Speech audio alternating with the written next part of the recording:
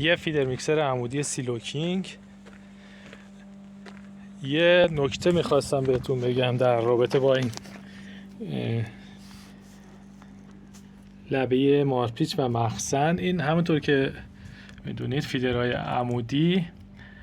ضخامت خود بدنه از روز اول 8 میل هست که بعد از مدت‌ها کار کردن این قسمت پایین دچار ساییدگی میشه، مخصوصا قسمت پایین، قسمت‌های پایین به خاطر اینکه فشار کاری زیاد روش هست این قسمت دچار ساییدگی میشه و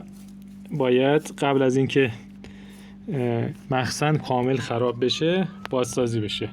که ما این بازسازی ها رو انجام میدیم. و نکته رو خدمتتون عرض کنم، زمانی که این فاصله این قسمت پایین همونطور که توی فیلم مشخصه این قسمت یه فاصله داره، این فاصله استاندارد زمانی که از بین بره، یعنی دلیلش هم ساییده شدن قسمت پایین هست. زمانی که این قسمت از اون حالت استاندارد فاصلهش خیلی بیشتر بشه باعث میشه که کاه و یونجه خرد نشه و توی قسمت‌های حالت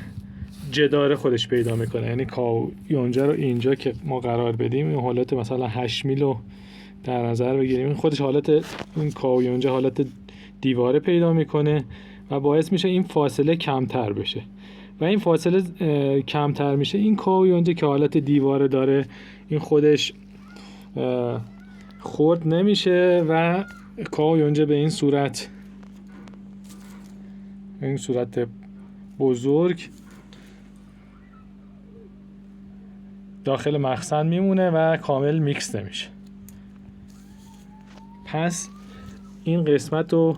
حتما بهش توجه داشته باشید. اگه فیدر میکسراتون میکس خوب و درستی انجام نمیده و کاه و یونجه رو به صورت کامل، حالا این یه قسمت های کوچیکش هست، به صورت کامل سالم در انتهای حالا تخلیه خوراک از این قسمت میاد بیرون، دلیلش همین میتونه باشه که این فاصله از بین رفته به دلیل ساییدگی شدید و اون حالت استاندارد رو نداره و باعث میشه که کاه و یونجه این قسمت میکس نشه و میکس درستی بماند.